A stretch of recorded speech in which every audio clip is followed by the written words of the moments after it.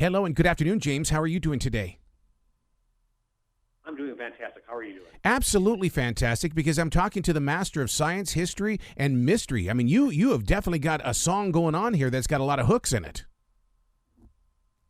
Yeah, I try to throw everything but the kitchen sink in one of my books. It's got historical mystery, weird science, big action set pieces. My goal is to entertain. Are you a doodler in the way that it's like, because when I'm writing stuff like that, there have been many times that I've called it word doodling, because when you put a lot of those things together and you create harmony with it, what's going through you? Definitely when I'm writing, I'm living that story. I'm existing the story, and my first drafts are horribly written.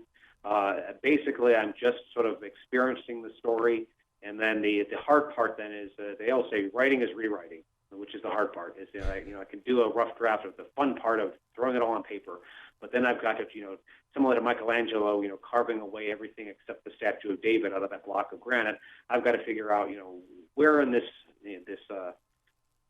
flow of story that I put onto paper, where is the story I really want to tell? How can I hone that down to the essential essence of the book I want to write? You say my favorite word, and it's paper. Do you put it down with a writing instrument first and then take it to the computer? No, I am definitely a computer writer. And at this point, if you write, maybe it's because I'm a former veterinarian, my handwriting is impossible to read for me. Years after I left the veterinary hospital, I would still get occasional calls from my receptionist saying, "Dr. Jim, can you run in here? We can't read what you write." And, so I have to go in there and say, "The dog is sick." There you go. There's your car pass. You actually quit that job to become a writer. I mean, talk about, what a brave jump that was.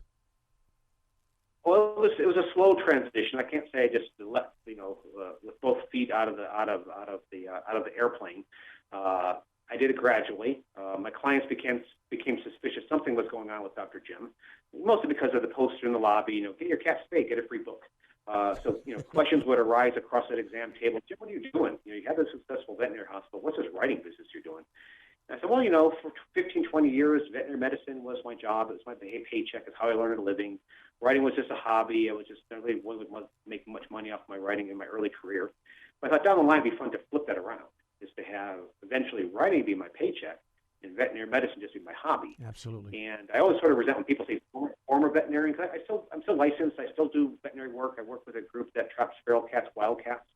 They bring them into the shelter. I spend one Sunday a month spaying and neutering them. So basically now all I do with my veterinary degree is just remove genitalia. But it's a hobby. When I've achieved my goal. Well, I love the idea that you continue to grow forward in that way, because it's the word former is, even a Marine will tell you, I am always a Marine. And speaking of Marines, you are very supportive of our U.S. vets. Definitely. And thank you for asking about that, because I always like plugging the charity organizations that I work with. I went to a USO tour of authors to Iraq and Kuwait during the end of the last war, the winter of 2010, I believe. And when I came back, I really wanted to be more focused with my help of physicians with veterans. So I was approached out of the blue from USA Cares. It's a great organization. They raise emergency funds for vets in need, whether it's for making a mortgage payment, helping with an electrical light bill, help with travel expenses. It's just money in your pocket. It's not a loan. And they're very efficient with it. Every dollar they raise, 98 cents ends in the pocket of a veteran, because they don't do any advertising. They look for spokespeople like me or other people out there. And so it's a great organization. I also work with U.S. for Warriors. It's a grassroots outfit out of San Diego that's now spreading nationwide. They have a great mentorship program for helping veterans tell their stories, which I think is very important, whether your goal is publication, whether your goal is just a testament for your family, whether it's just get what's in your head out on paper in a healthy way. Yep. It's a great program. The book we're talking about today is Kingdom of Bones. Readers like dead civilizations, and the reason why is because there's always a mystery, but more importantly, there's always a surprise. Again, I'm always looking for those historical mysteries, those pieces of history that end in a question mark. This book explores the colonial period of the Congo, but also stretches back into some mysteries around a mythic African king named Prester John.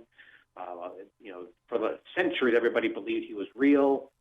Rulers, popes, and emissaries to Africa to seek him out. Most of them vanished. Today, most historians think all this his story was just legend, it was just a myth. But the fact that this story persisted for so many centuries makes me wonder, as a writer especially, is there a kernel of truth behind that story? Is there some reason why that story was so persistent? And if anything, Kingdom of Bones proves that truth oftentimes is stranger than fiction.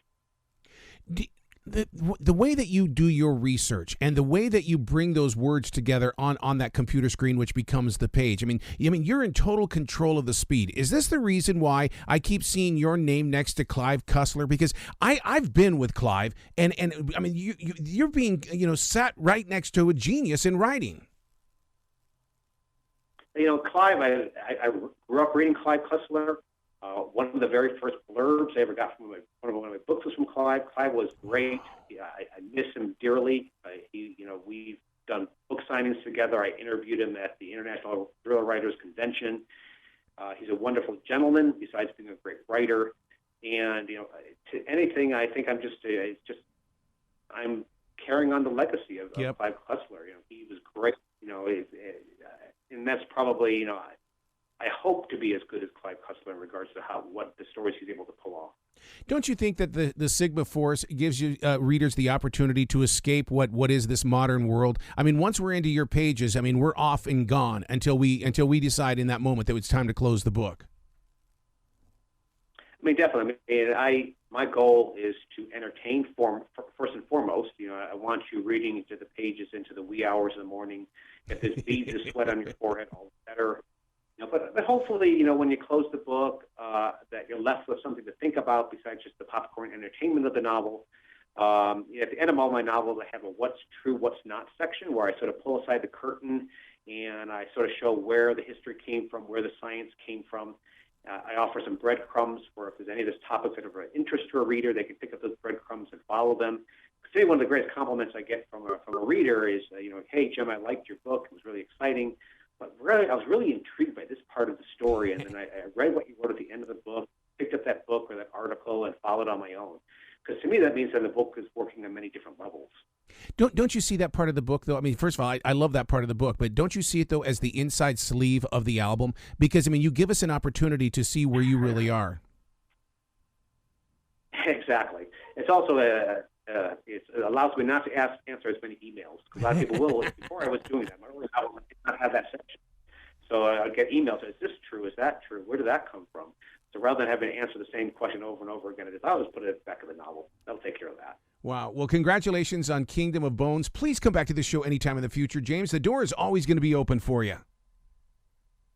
Thank you. I appreciate that very much, and I appreciate the support. You bet. And keep loving those pets, okay, sir? I will indeed.